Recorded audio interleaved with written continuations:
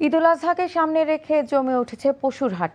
দেশীয় পশুর পাশাপাশি হাটে স্থান পেয়েছে বিভিন্ন জাতের গরু, ছাগল, মহিষ। তবে বিক্রেতারা বলছেন, পশুপালনের খরচ তুলতে হিমশিম খেতে হচ্ছে তাদের। আর গতবারের তুলনায় পশুর দাম বেশির অভিযোগ করছেন ক্রেতারা। এই খবর জানতে এখন যাচ্ছি রাজধানীর বনশ্রীতে। সেখানে আছেন আমাদের স্টাফ করেসপন্ডেন্ট আবির আহমেদ। সরাসরি চলে যাচ্ছি তার কাছে। আবির, রাজধানীর পশুর হাটের কেনা বেচা কেমন দেখছেন?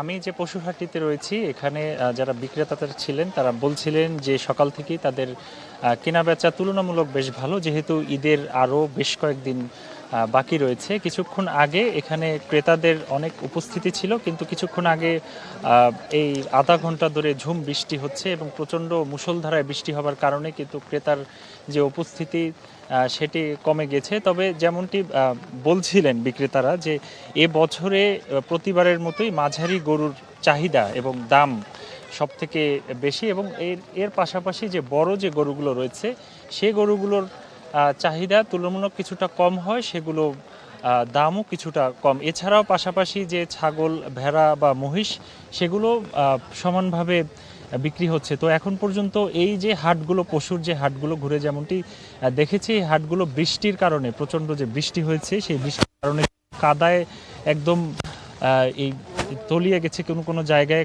কর্দমাক্ত হয়ে গেছে এবং এই যে পানিতে তলিয়ে গেছে, যার কারণে ক্রেতা বিক্রেতাদেরও কিন্তু বেশ কয়েকটি তারা সমস্যায় পড়েছেন। এবং এর পাশাপাশি সবশেষ যেটি বলবো যে যেহেতু ঈদের বেশ কয়েকদিন বাকি রয়েছে, বিক্রেতারা আশা করছেন যে মানে ঈদ যত ঘনিয়ে আসবে তাদের বিক্রি তত বেশি বৃদ্ধি পাবে। এবং আরেকটি বিষয় জানিয়ে রাখি, এবার কিন্তু চাহিদা অনুযায়ী বেশ ভালোই গরু রয়েছে এমনটি কর্তৃপক্ষ বলছিলেন। তো সবকিছু মিলিয়ে ক্রেতাদের উপস্থিতি রয়েছে, বিক্রি ভালোই হচ্ছে এমনটি বলছিলেন বিক্রেতারা।